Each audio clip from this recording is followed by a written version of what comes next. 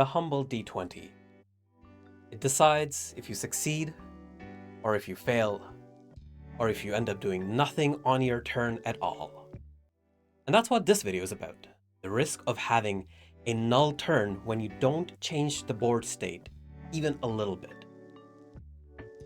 We'll be talking about all of the different opportunities that Pathfinder 2nd Edition gives you to manage and lower the risk of having a null turn, and all of the different challenges that it poses when you try to do so. Hey everyone, Utkarsh from Spirit Bell Games here. In today's video, we are continuing the theme of choose your own design, which we started with the previous video when we were talking about choosing your own action budget by your character option selection. And in this video, we're going to be doing the same thing, but with adjusting the risk of having a null turn. Now, instead of diving into very specific numbers, which changes based on your level, the enemy's level, the enemy saves, all sorts of things, I'll be talking about broadly 4 risk bands and give you the tools that you need to assess your character options and where they lie in these 4 bands. In the Patreon Extended Edition version of this video, I will be going class by class and assigning each class a risk label, but also adding notes to see how that class can modulate their own risk profile.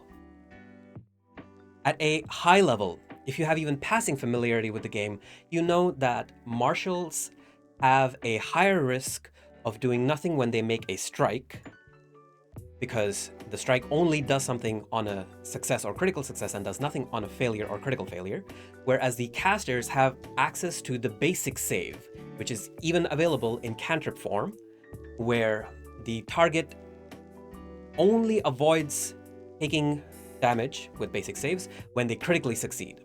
On the other hand, they take some effect when they critically fail, or even regular succeed.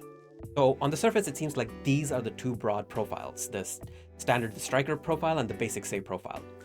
But I want to argue that there are 2 additional profiles, one higher and one lower, that are in play, and that these profiles aren't just available to marshals and casters, but they can dabble in each other's domains a bit.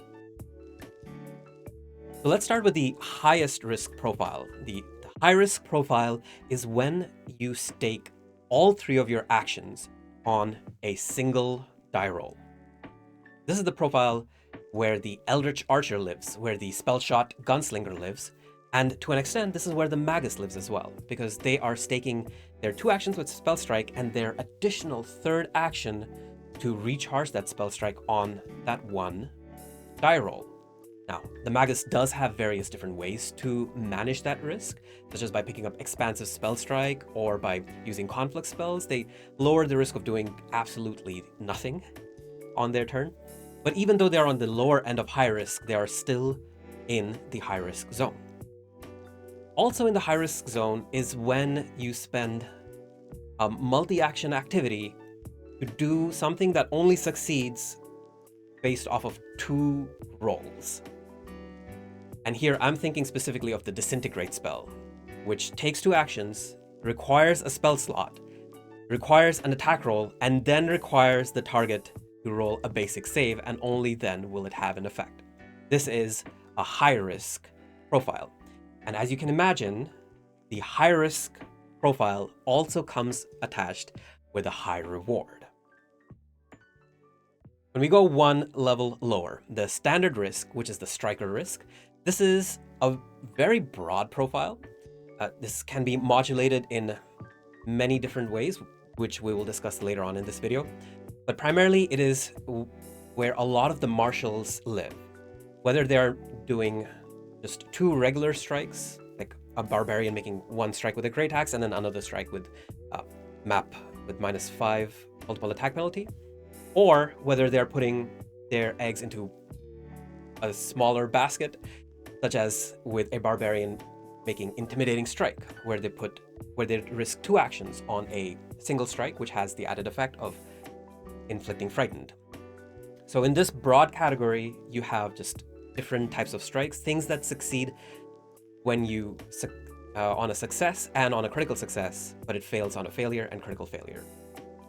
Then we have the low risk profile. We've already talked about how this is where basic saves live.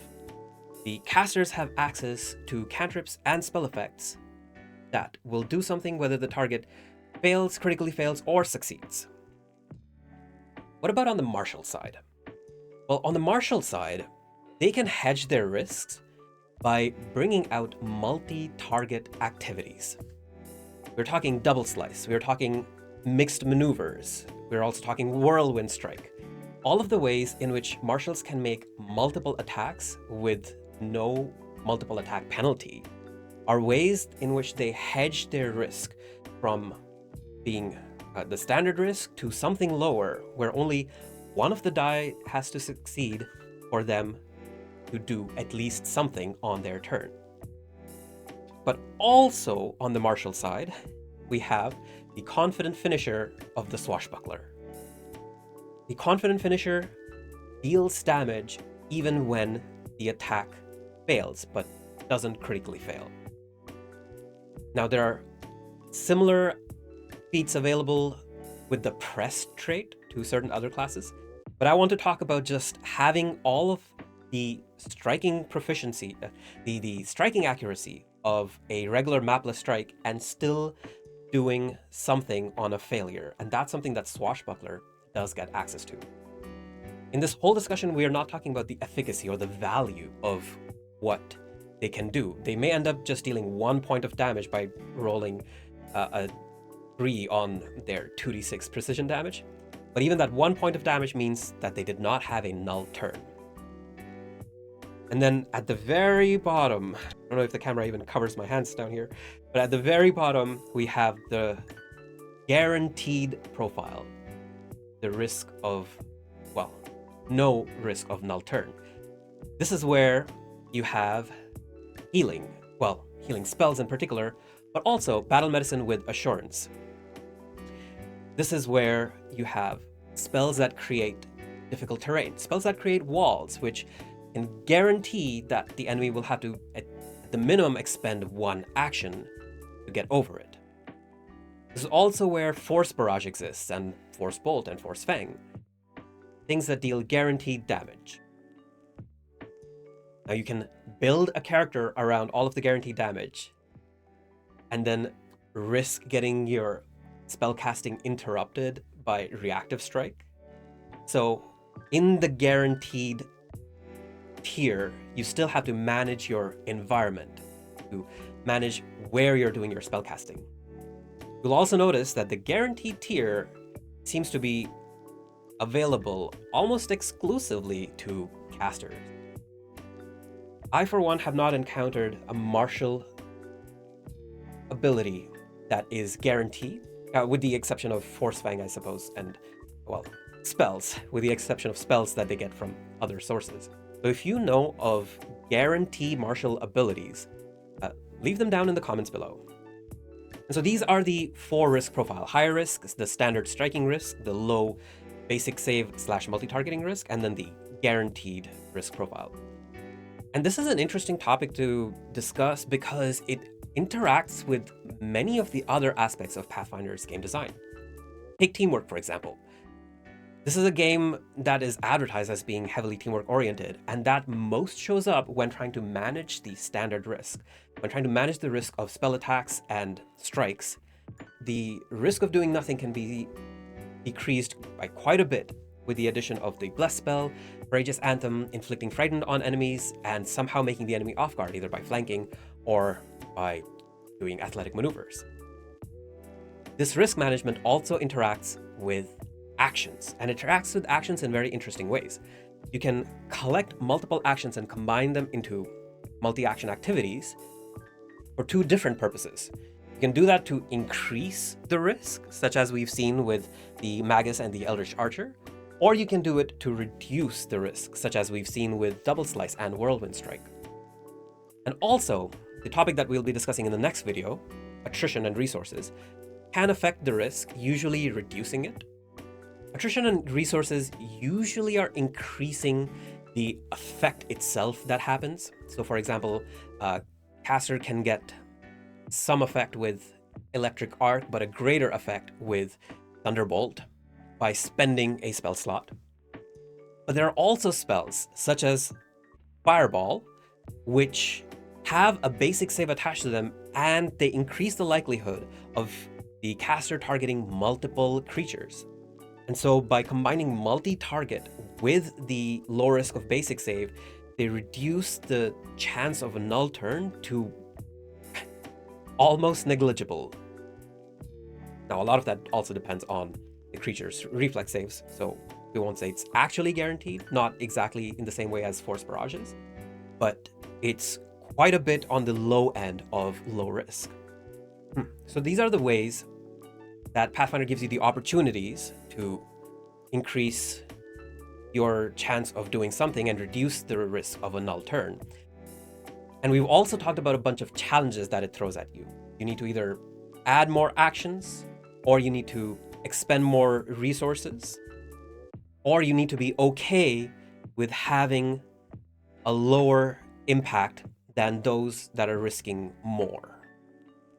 And that last bit is maybe the biggest con of leaving this aspect of the game's design in the hands of the players. Because a player that wants to play a low-risk game may feel frustrated that the effect that they're able to put out is not as high as when a high-risk play succeeds. For this type of player, I recommend a game like Draw Steal if they want everyone to be at an even playing field when it comes to the risk profile and to have even amounts of outcomes.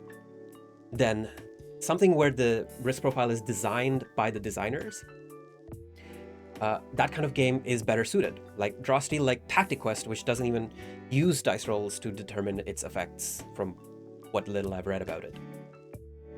But on the other hand, if you want a game that's accommodating to different amounts of risk, because your players may want to take different amounts of risk or be comfortable with it, or if you as a player like having the option of playing a character which has high risk and then changing over to a different campaign and playing a character that works in the realm of low risk, to have that different play experience within the same system, then Pathfinder 2nd Edition has you covered. Join me in the Patreon Extended Edition to cover like a class-by-class breakdown of the risk of having null turn.